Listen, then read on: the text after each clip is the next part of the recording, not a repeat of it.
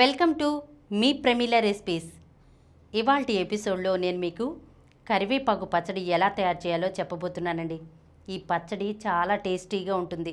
అటు రైస్లో తిన్నా సరే, ఇడ్లీ, దోశ వీటిల్లో తిన్నా సరే చాలా బాగుంటుందన్నమాట పచ్చడి. అంతేకాకుండా దీన్ని చాలా ఈజీగా కూడా ప్రిపేర్ చేసుకోవచ్చండి. ఈ కరివేపాకు పచ్చడిని తయారు చేయడం కోసం ముందుగా ఏం చేయాలంటే కరివేపాకుని తీసుకుని శుభ్రంగా కడుక్కుని తడి లేకుండా ఆరబెట్టుకోవాలన్నమాట.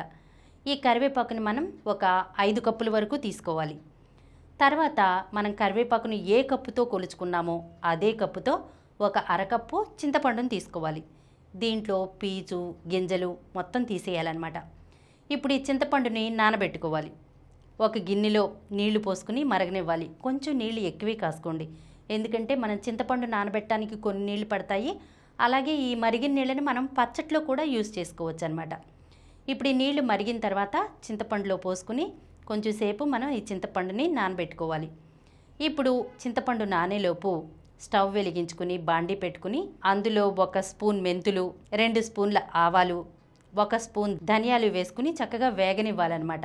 మంటను మీడియం ఫ్లేమ్లో పెట్టుకుని సమంగా మాడకుండా వీటిని వేయించుకోవాలి. ఇవి వేగిన తర్వాత స్టవ్ ఆఫ్ చేసేసి వీటిని చల్లారనివ్వాలి. ఇప్పుడు వీటిని మిక్సీ జార్లో వేసుకుని పౌడర్ పట్టుకోవాలన్నమాట. ఇప్పుడు మనకి ఆవపిండి, మెంతిపిండి రెడీ అయిపోయినట్లే. ఇప్పుడు మనం చింతపండు నానబెట్టుకున్నాం కదా, అది నానిపోయి ఉంటుంది కదా, దాన్ని ఇప్పుడు ఉడకపెట్టుకోవాలి. ఇప్పుడు అదే బాండీలో ఈ చింతపండును వేసుకుని ఉడకబెట్టుకోవాలన్నమాట. దీన్ని ఏంటంటే దగ్గరికి అయ్యేంత వరకు ఉడకనిస్తే సరిపోతుంది. దగ్గరికి అయిపోయిన తర్వాత స్టవ్ ఆఫ్ చేసి దీన్ని కూడా చల్లారనివ్వాలి. ఇప్పుడు ఒక బాండీ పెట్టుకుని అందులో 2 టేబుల్ స్పూన్ల ఆయిల్ వేసుకుని మనం ముందుగా శుభ్రం చేసి పెట్టుకున్నాం కదా కరివేపాకు, ఆ కరివేపాకును వేసుకుని వేయించుకోవాలి.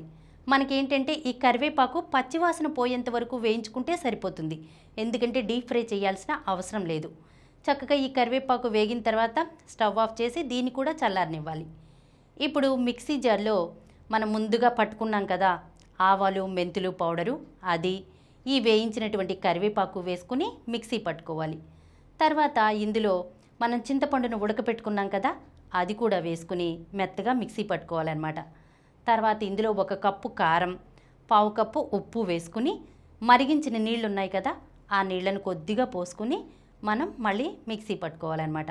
ఈ పచ్చడి మనకి మరీ జారుగాను ఉండకూడదు, అలాగని మరీ గట్టిగా కూడా ఉండకూడదు అనమాట. కొంచెం మీడియంగా ఉండాలి పచ్చడి చక్కగాను. ఇప్పుడు ఈ పచ్చడికి మనం తాలింపు పెట్టుకోవాలి. ఏ పచ్చడి అయినా సరే మనకి తాలింపులోనే మంచి టేస్ట్ అనేది వస్తుంది. ఇప్పుడు తాలింపు కోసం మనం కరివేపాకుని ఏ కప్పుతో అయితే కొలుచుకున్నామో అదే కప్పుతో 1.5 కప్పుల ఆయిల్ వేసుకోవాలి. ఆయిల్ వేడెక్కిన తర్వాత ఇందులో దంచినటువంటి వెల్లుల్లి రెబ్బలు ఒక 15 నుండి 20 వరకు వేసుకోండి. అలాగే 2 స్పూన్ల పచ్చిశనగపప్పు, 1 స్పూన్ మినప్పప్పు, 1 స్పూన్ ఆవాలు, 1 స్పూన్ జీలకర్ర, ఇవన్నీ వేసుకుని వేగనివ్వాలన్నమాట. ఇవి వేగిన తర్వాత ఇందులో ఒక 5-6 ఎండుమిర్చిని కట్ చేసి వేసుకోండి. అలాగే కొద్దిగా కరివేపాకు, కొంచెం చిటికెడు ఇంగువ వేసుకోవాలి. వేసుకుని వీటన్నిటినీ వేగనివ్వాలి. ఇవన్నీ వేగిన తర్వాత స్టవ్ ఆఫ్ చేసేయండి. ఇది చల్లారనివ్వాలన్నమాట. చల్లారిన తర్వాత మనం మిక్సీ పట్టుకున్నటువంటి పచ్చడి ఉంది కదా, ఆ పచ్చడిని ఈ తాలింపులో వేసుకుని కలుపుకోండి. ఇప్పుడు ఫైనల్గా ఏంటంటే దీంట్లో మనం బెల్లం పాకం వేసుకోవాలి.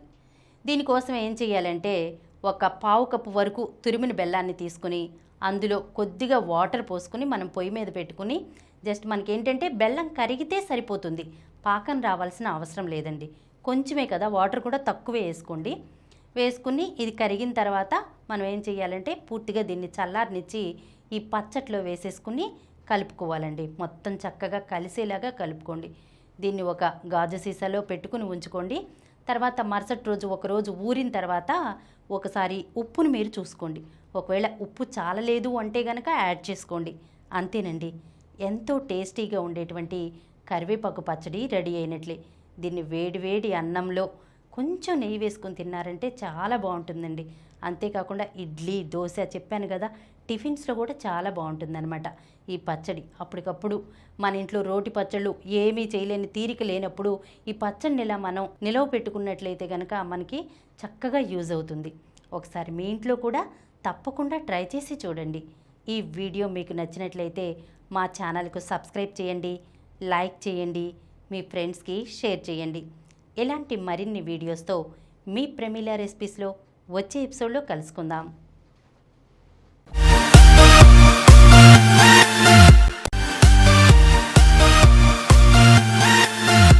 ఈ కార్యక్రమం మీకు ఎంతో నచ్చింది కదా.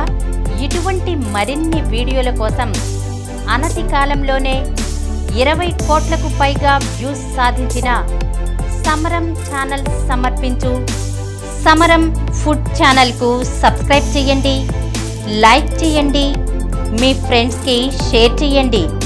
అలాగే ప్రక్కనున్న గంట సింబల్ని ప్రెస్ చేయడం మర్చిపోకండి.